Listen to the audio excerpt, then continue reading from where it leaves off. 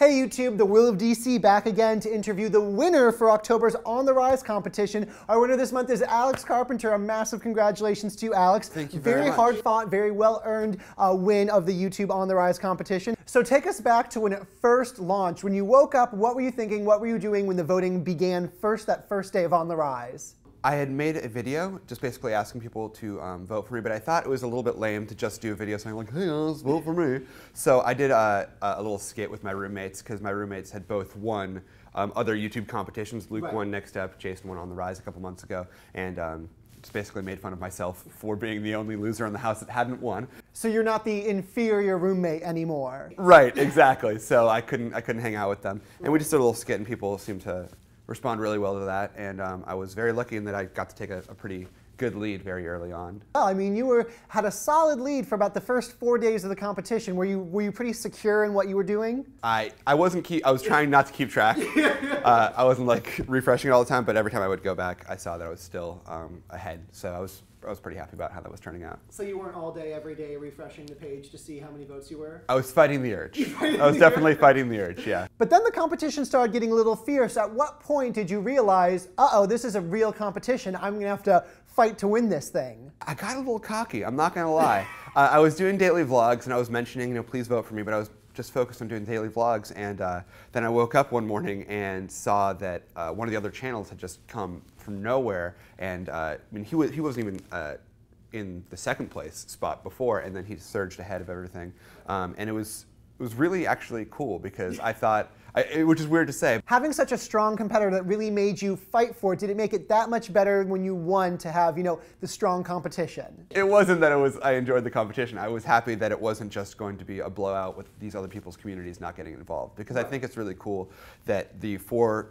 competitors this month had very, very different types of communities, and I was interested to see how people would get involved. And so I was very happy to see that communities I'm not part of on YouTube and have never interacted with before are just as involved in the channels that they like. That makes me really happy. Do you have a set number on how many friends were supporting you? How many people were tweeting? How many people were Facebooking? What was it like to be Team Alex Carpenter? Yeah, that was incredible. The outpouring of support really, really blew me away. My Twitter was just exploding with people talking about it, and I was just like, how is this happening? I asked for it a little bit, but it wasn't like, I was like, please help me. It was kind of like, just tell your friends, and people chose to really tell their friends, which is really great. That day, there was one day where Cartoon Block sort of exploded because another one of the really big artists on YouTube sort of threw his support behind Evan, and I thought that was really cool, but also meant I was probably not going to win.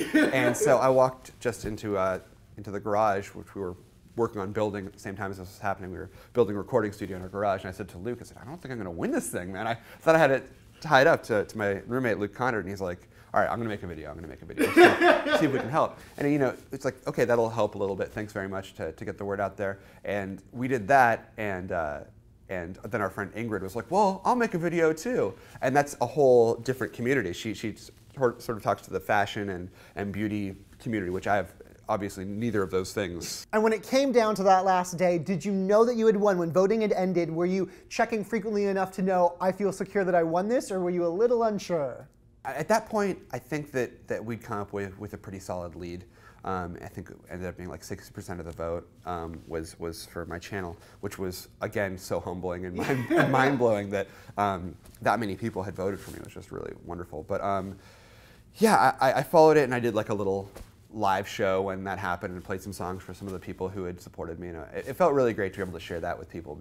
And did YouTube notify you that you had won? Was it, the next day you get an email saying, congratulations, you won? I definitely had a moment where I was like, all right, something's going to happen, that I got disqualified. Like you weren't allowed to have your roommate make a video, or you weren't allowed to make a skit. And so I held off. I kept saying things like, the voting ended and I had the most votes. I didn't want to say I won. And then I got an email the next day saying, congratulations, your feature day is going to be the 27th, and make sure to get all your ducks in a row and get the videos that you want up.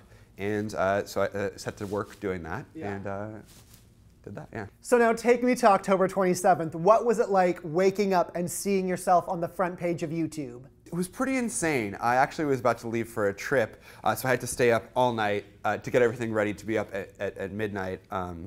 just make sure all the videos were in order and everything, and immediately started getting just way more comments and response than I obviously normally do.